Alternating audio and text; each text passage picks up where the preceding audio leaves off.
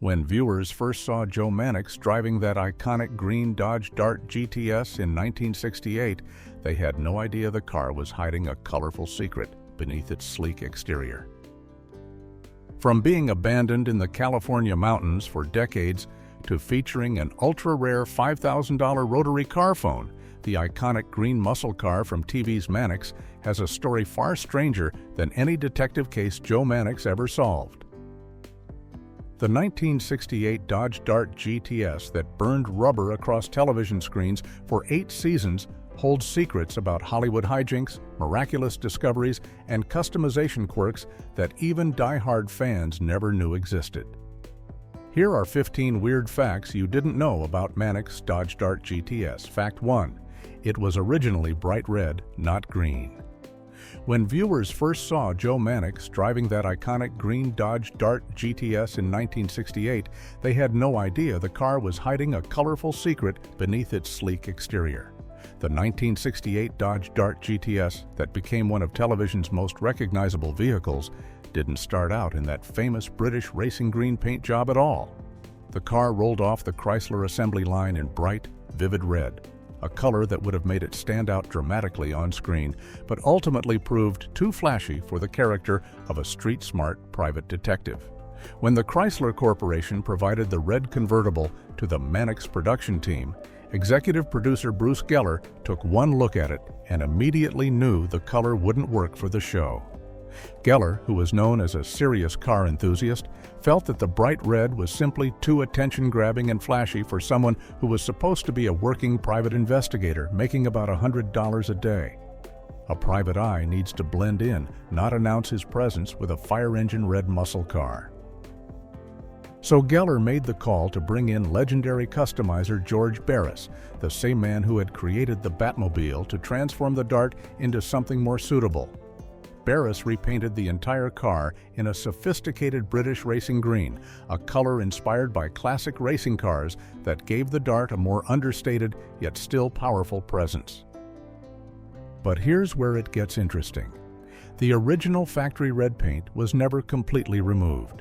To this day, if you were to pull back the carpet on the floor pan of the restored car, you would still see that original bright red paint underneath, a hidden reminder of what the Mannix Dart almost looked like on television screens across America.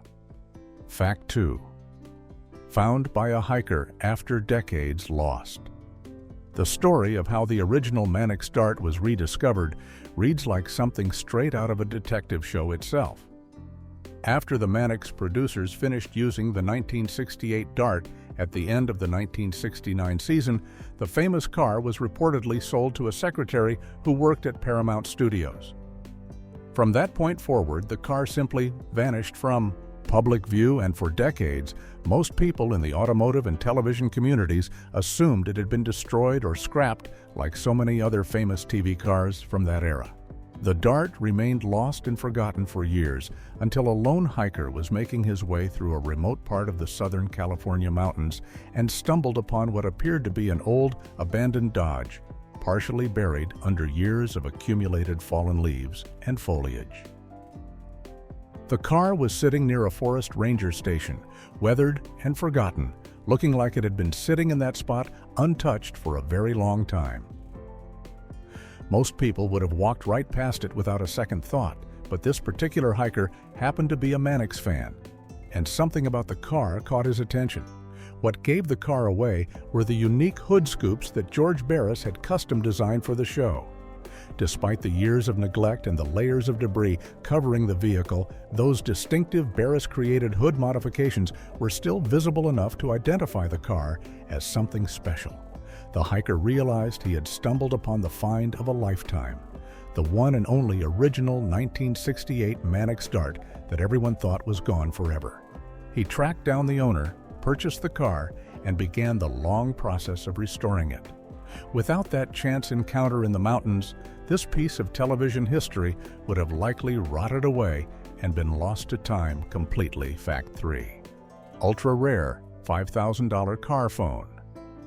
Inside, one of the most futuristic and expensive features installed in the Mannix Dart was something that seems completely ordinary today, but was absolutely cutting-edge technology in 1968, a Motorola car phone with a rotary dial.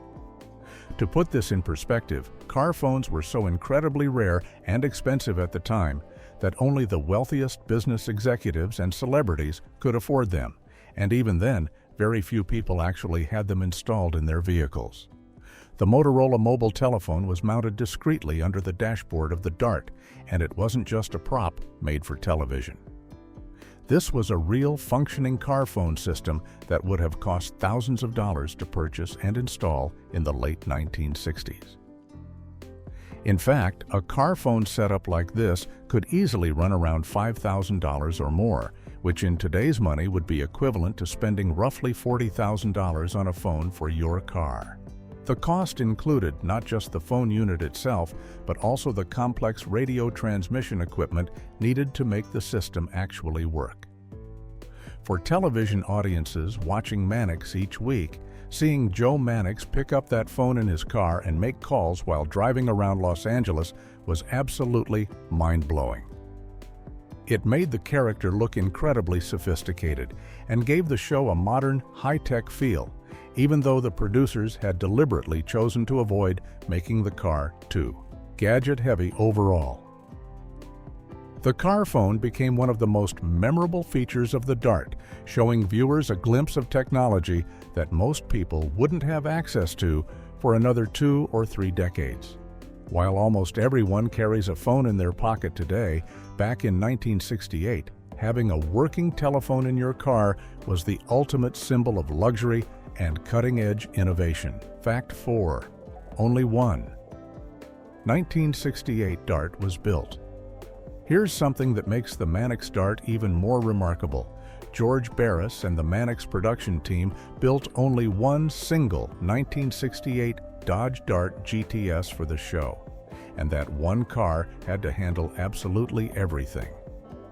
This might not sound particularly unusual until you realize that Mannix was one of the most action-packed detective shows on television at the time, featuring intense car chases, tire-squealing stunts, and high-speed pursuits in nearly every episode. Most TV shows and movies that feature this level of automotive action typically use multiple identical copies of the hero car, with some vehicles designated for close-up shots and others specifically built to be crashed or damaged during dangerous stunt sequences. The reason most productions use multiple cars is simple. It's just too risky to use one expensive, custom-built vehicle for everything. If something goes wrong during a stunt and the only car gets seriously damaged, the entire production could be shut down while they wait for repairs or scramble to find a replacement. But in the 1960s, auto companies typically didn't give television series multiple star cars to use the way they might today. So Mannix and Barris had to make do with just that single 1968 Dart GTS. This meant that every tire-screeching chase scene, every dramatic pursuit through the streets of Los Angeles, and every close-call stunt was performed with the exact same car that appeared in the carefully lit beauty shots and dialogue scenes. The fact that this one-of-a-kind customized vehicle survived 2 full seasons of filming without being destroyed or seriously damaged is honestly pretty amazing when you consider how rough the show was on cars. Dick Zeicher, the Emmy-winning stuntman who worked on Mannix, later recalled that he was simply there to wreck cars, which makes the survival of this single Dart all the more impressive. Fact 5. The 1969 twin mysteriously destroyed. The story of what happened to the 1969 Dart is one of the strangest mysteries surrounding the Mannix cars. In mid-season 1969, George Barris was asked by the Mannix producers to create an exact duplicate of the original 1968 Dart using a brand new 1969 model. Barris customized the newer car to look virtually identical to the original, matching the British racing green paint, the custom hood scoops, the blacked-out grille, and all the other signature modifications that made the Mannix Dart so distinctive.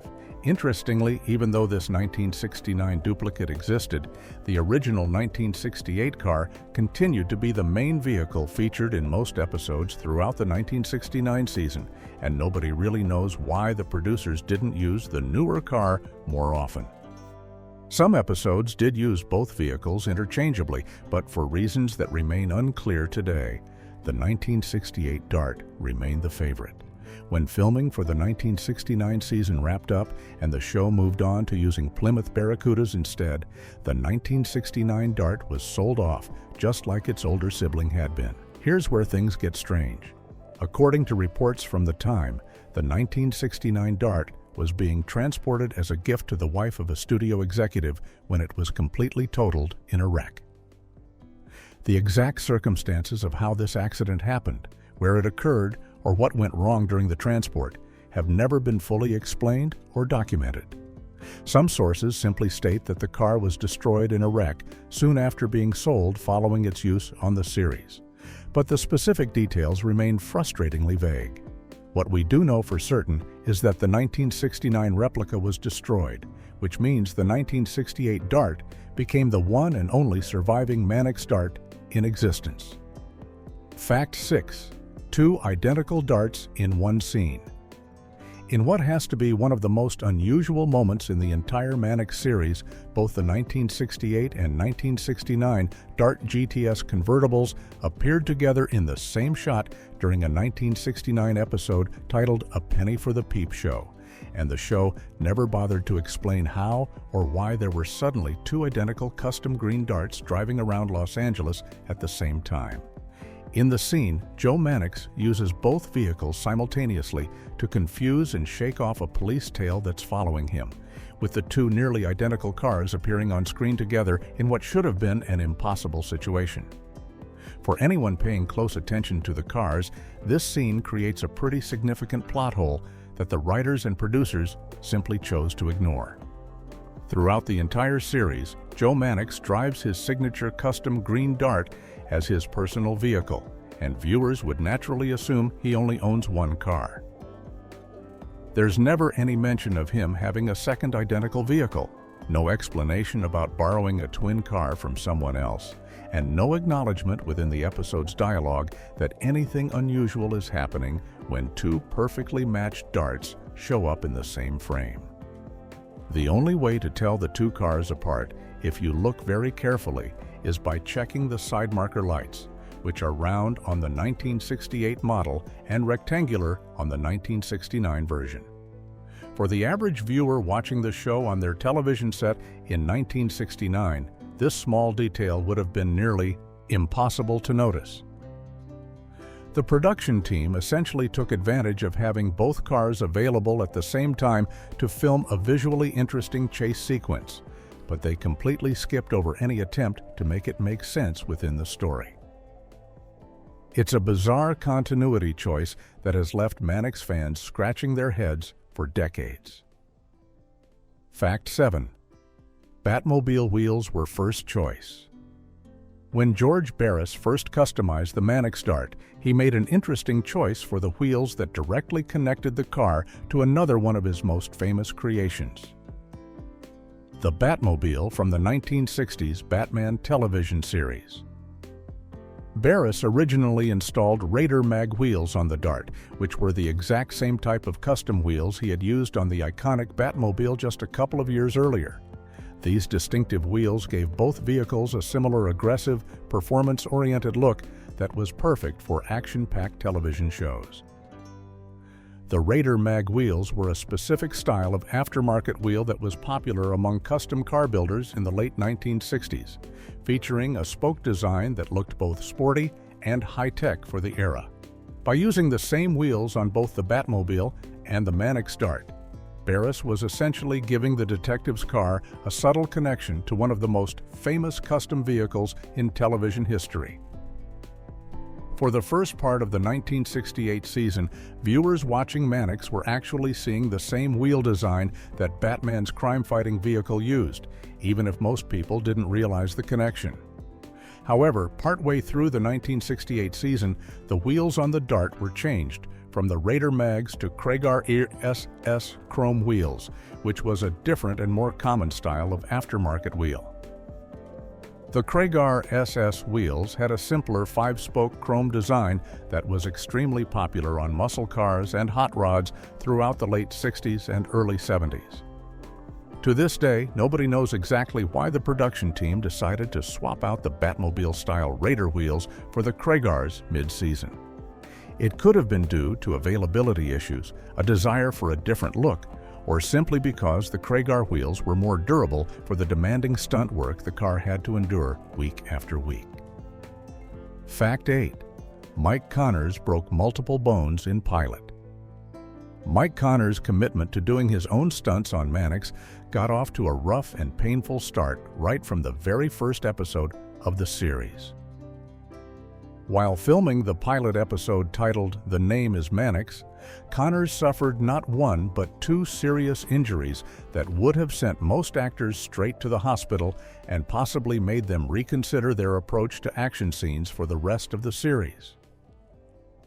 The first injury happened during a dramatic chase sequence that was styled after the famous helicopter pursuit scene from the James Bond film From Russia with Love, where Connors had to run away from a pursuing helicopter. During this intense action sequence, Connors dislocated his shoulder, which is an extremely painful injury that involves the upper arm bone popping out of the shoulder socket. But that wasn't the end of his troubles during the pilot shoot. In a separate scene that required hand-to-hand combat, Connors threw a punch at a stuntman during a fight sequence, which should have been a routine moment that had been carefully choreographed ahead of time.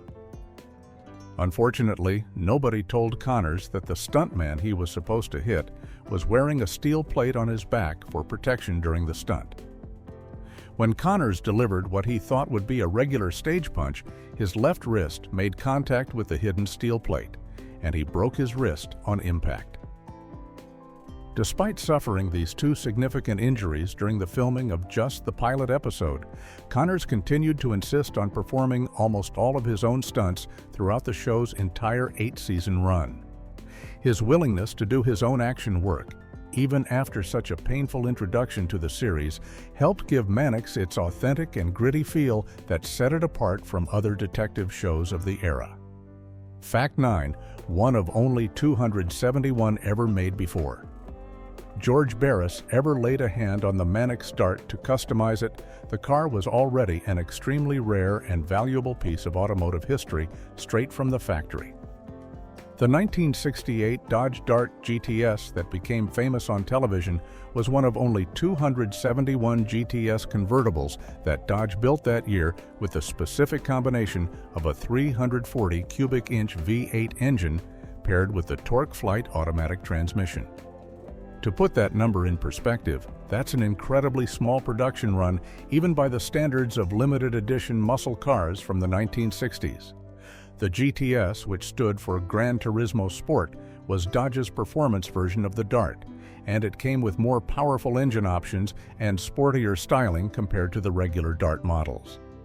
While Dodge did produce the GTS with several different engine and transmission combinations, the specific setup that the Mannix car had was one of the least common configurations that buyers could order.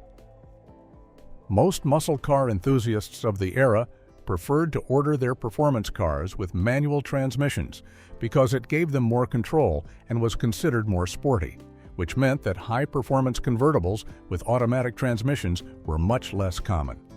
The rarity of this particular factory configuration means that even if the Dart had never been customized by George Barris and never appeared on television at all, it would still be a highly sought-after collector car today simply because so few were made. The fact that it then became a certified Barris Customs creation and spent 2 seasons as one of the most recognizable cars on television makes it even more special. This combination of factory rarity and television fame means the Mannix Dart isn't just a cool custom car, it's a genuinely one-of-a-kind piece of both automotive and television history. Fact 10. Lucille Ball saved the show. Oh, and car. The iconic green Dart almost never made it onto television screens because Mannix itself was on the verge of being canceled after its first season, and it took the personal intervention of one of the most powerful women in Hollywood to save it. Lucille Ball, the legendary star of I Love Lucy and the head of Desilu Productions, which produced Mannix, personally went to bat for the struggling detective show when CBS was ready to pull the plug after the 1967-68 season. The network executives felt the show wasn't connecting with audiences, and the ratings were disappointing despite the action-packed storylines and Mike Connor's strong performance. Ball used her considerable influence and personal relationship with CBS to convince the network to give Mannix a second chance. But she had to make some promises about major changes to the show's format. The biggest change Ball agreed to was completely overhauling the premise of the series. In the first season, Joe Mannix had worked for a high-tech detective agency called Intertech that relied heavily on computers and advanced technology to solve crimes, which gave the show a cold and impersonal feel that audiences didn't seem to enjoy. Ball convinced CBS that if they renewed the show, Mannix would become an independent private investigator working on his own, which would make him more relatable and give the stories a more personal, human touch. This complete retooling of the show is what led directly to the introduction of the Dart as Mannix's signature vehicle. When Joe Mannix went solo in Season 2, he needed a car that reflected his new status as a down-to-earth working detective rather than a corporate employee, and that's when the customized green Dart entered the picture and became one of television's most memorable vehicles. Fact 11. Took race car driving lessons. Specifically, Mike Connors didn't just show up on set and start driving the Dart around for the cameras like most actors would have done. Before filming even began on Mannix, executive producer Bruce Geller made the decision to send Connors to professional racing school to learn legitimate high-speed driving techniques that would make the show's chase scenes look as authentic and thrilling as possible. Geller was a serious car enthusiast who wanted the automotive action in Mannix to stand out from other detective shows on television. And he knew that having his lead actor actually know how to handle a performance car at high speeds would make a huge difference in how the action looked on screen. Connors was sent to train at the Bob Bondurant School of High Performance Driving, which was and still is one of the most respected racing schools in the world. Bob Bondurant himself was a legendary race car driver who had competed in Formula One and had driven for teams like Ferrari and Shelby American before he opened his driving school. The school taught professional racing techniques, including high-speed cornering, precision braking, accident avoidance, and how to maintain control of a vehicle during extreme driving situations. These were skills that very few actors possessed, and the training gave Connors a real understanding of vehicle dynamics and performance driving. Years later, Connors recalled his time at the racing school with great fondness, describing it as a fabulous experience that completely changed how he approached the driving scenes in the show. The professional training meant that many of the driving shots viewers saw in Mannix were actually Connors behind the wheel rather than a stunt driver, which gave the chase sequences a more authentic feel because the camera could show the actor's face during the action instead of having to cut away to hide a stunt double. Fact 12. The same painter was found 40 years later. When the abandoned Mannix Dart was finally discovered and the restoration process began in 2010, the people working on bringing the car back to life faced a significant challenge. They needed to recreate the exact metallic dark green finish that George Barris had originally applied to the car back in 1968. This wasn't just any standard paint color that you could look up in a catalog or match with modern paint mixing technology. The specific shade of British racing green that Barris had used was a custom mix, and getting it exactly right was crucial to maintaining the car's authenticity and historical accuracy. In an almost unbelievable stroke of luck, the restoration team was able to track down one of the original painters who had worked for George Barris back in the 1960s and had actually applied the green paint to the Dart when it was first customized for the television show. This painter, who had been working in the automotive customization business for more than 4 decades, still had the knowledge and expertise to recreate the exact finish that the car had worn during its years on television. Having someone with that kind of direct connection to the original build meant that the restoration could be done with a level of authenticity that would have been impossible otherwise.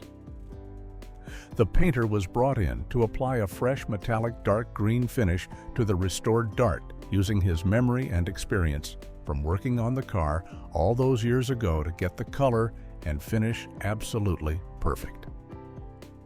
The fact that the same person who had painted the car in 1968 was able to paint it again in 2010 is an incredibly rare occurrence in the world of classic car restoration, and it added another layer of authenticity and historical continuity to the already remarkable story of the Mannix Dart's recovery and rebirth.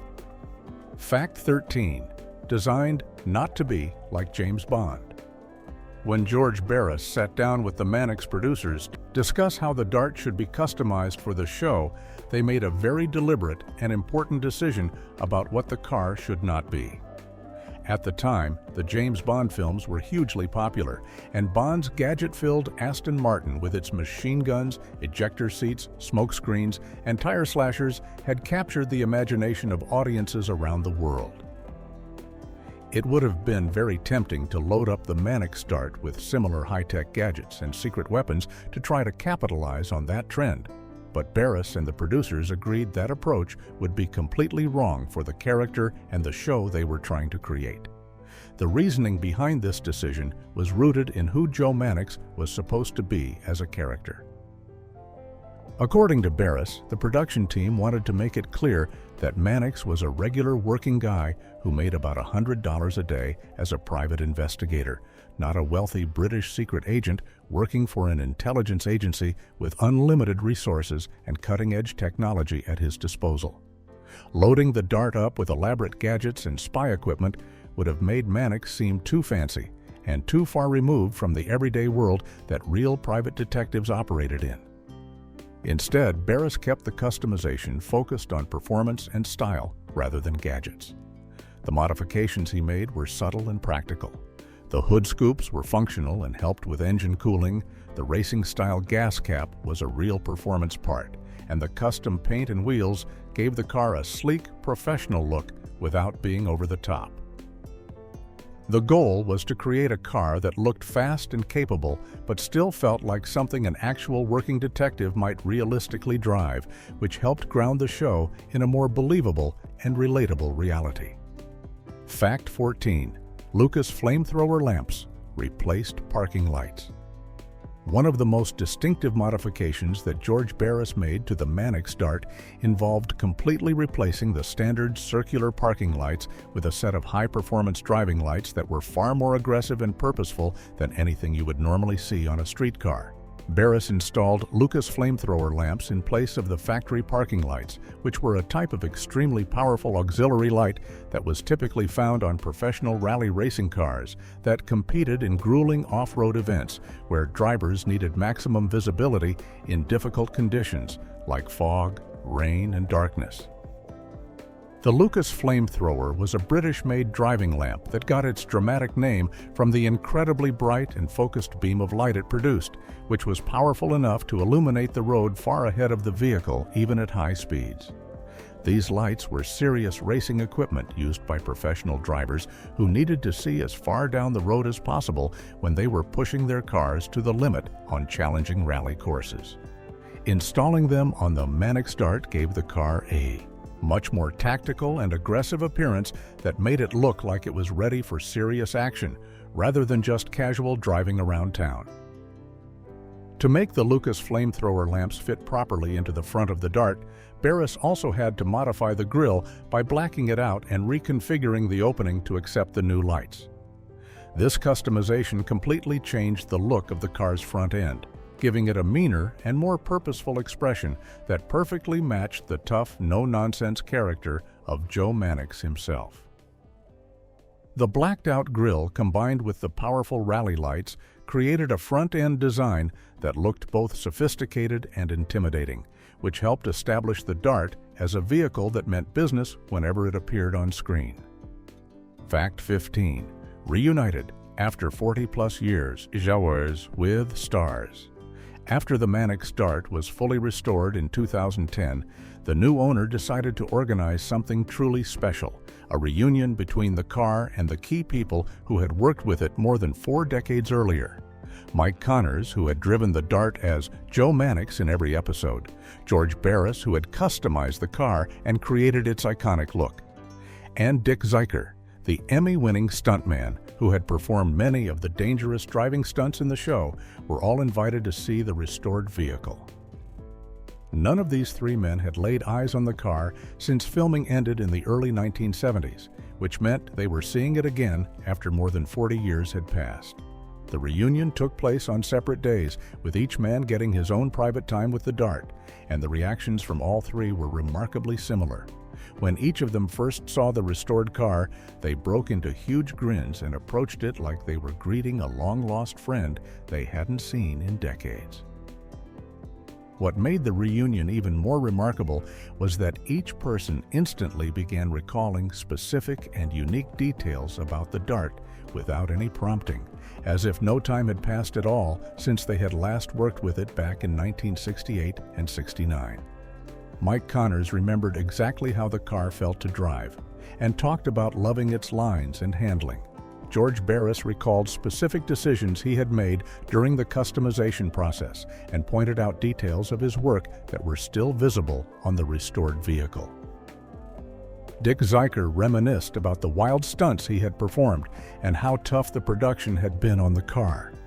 The way these 3 men were able to instantly connect with the Dart and remember such specific details made it clear just how meaningful and memorable their time with this vehicle had been all those years ago, all those years ago, all those years ago, all those years ago.